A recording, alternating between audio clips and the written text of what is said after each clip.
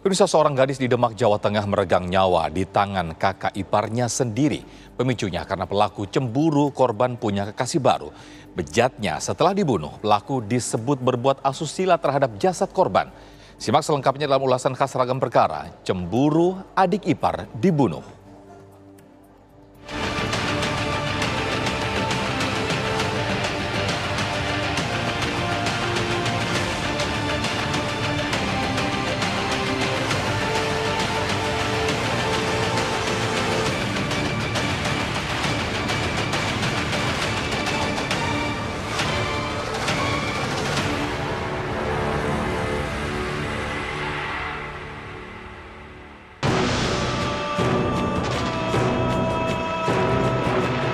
Warga Demak, Jawa Tengah gempar.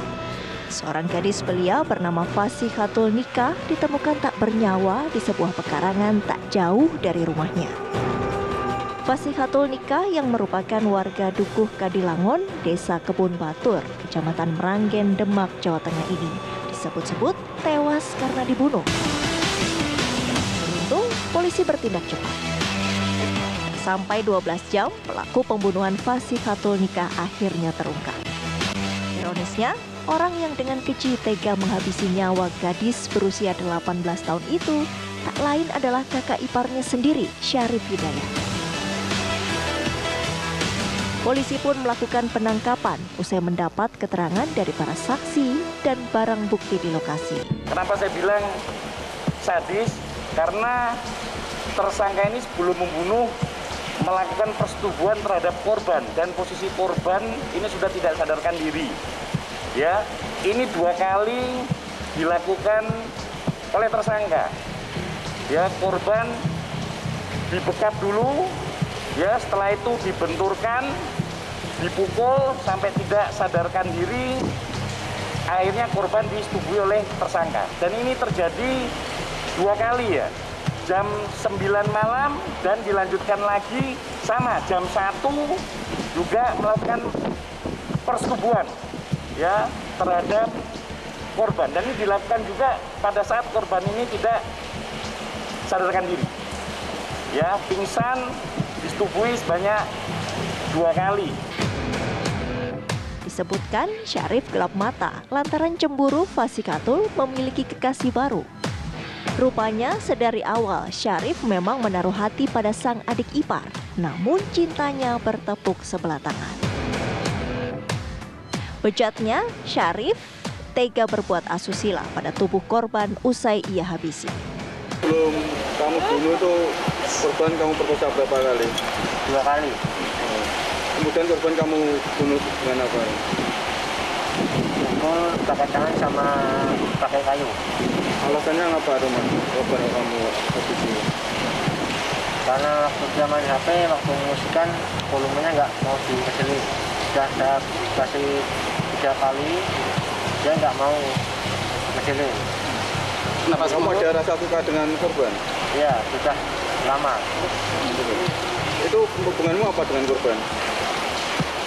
Hubungannya apa kamu dengan korban? Saya hubungan dengan korban karena ingin sekali melamar. Karena dari dulu saya sudah menyiapkan sebuah lamaran untuk lamar dia, tapi ternyata dia malah menolak saya.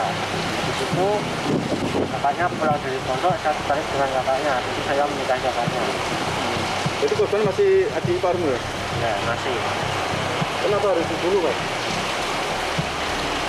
Soalnya dia bikin saya cemburu karena hati saya sudah terlalu sakit, karena saya nggak terima sama lelakinya.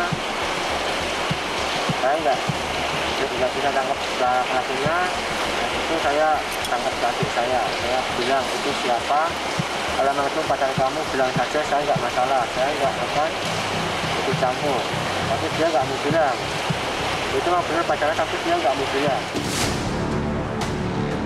Miris, lagi-lagi orang terdekat kerap berlaku keji dan melakukan tindak kekerasan dengan dalih kesal atas ulah sang korban. Kasus ini tampaknya amarah diekspresikan kepada orang lain, kepada target, kepada sasaran. Bentuknya apa? Pertama, bentuknya adalah ekspresi amarah lewat aksi perkosaan, lewat aksi kejahatan seksual yang sekali lagi ternyata lebih dilatar belakangi oleh motif kekuasaan. Nah, Ketika kemudian aksi perkosaan itu dianggap tidak cukup memuaskan, dalam arti kata tidak cukup meredakan ketegangan yang dirasakan oleh si pelaku, maka amarah yang menuntut untuk tetap disalurkan akan menampilkan gaya baru, akan menampilkan ekspresi baru, yaitu tidak lagi perkosaan, tapi berupa pembunuhan.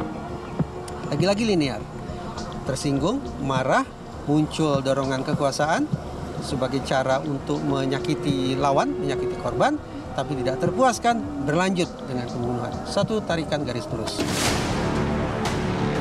Tersangka kini dijerat pasal 340 KUHP dengan ancaman hukuman 20 tahun penjara.